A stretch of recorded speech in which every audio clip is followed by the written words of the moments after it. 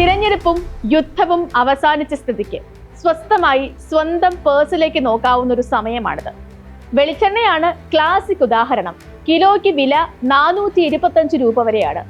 ഒരു മാസം 2 കിലോ വെളിച്ചെണ്ണയെങ്കിലും കുറഞ്ഞതു വേണ്ടതാണ് ഓരോ കുടുംബത്തിലും.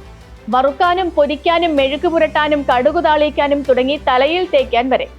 1 കിലോ വെളിച്ചെണ്ണയ്ക്ക് 425 എന്ന വില കേട്ട് ബോധം കെടുമ്പോൾ ഒന്ന് ആലോചിക്കണം, കഴിഞ്ഞ വർഷം ഇതേ ദിവസം ഉണ്ടായിരുന്ന വില 165 രൂപ മാത്രമായിരുന്നു എന്ന്.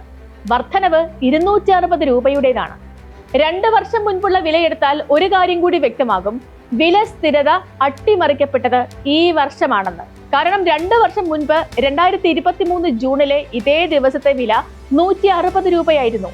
ഒരൊറ്റ വർഷം കൊണ്ട് അന്ന് 5 രൂപയാണ് കൂടിയത് എങ്കിൽ ഇപ്പോ 260 രൂപയാണ്.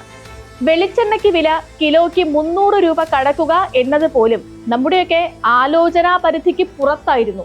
1 കിലോ തേങ്ങയ്ക്ക് 90 രൂപ എന്നൊക്കെ ആരെങ്കിലും പേടി സ്വപ്നം കണ്ടിട്ടുണ്ടോ? കഴിഞ്ഞ വർഷം ഇതേ ദിവസത്തെ വില 34 മുതൽ 40 രൂപ വരെ ആയിരുന്നു. 2 വർഷം മുൻപ്, അതായത് 2023 ഇതേ ദിവസത്തെ വില 30 രൂപയും.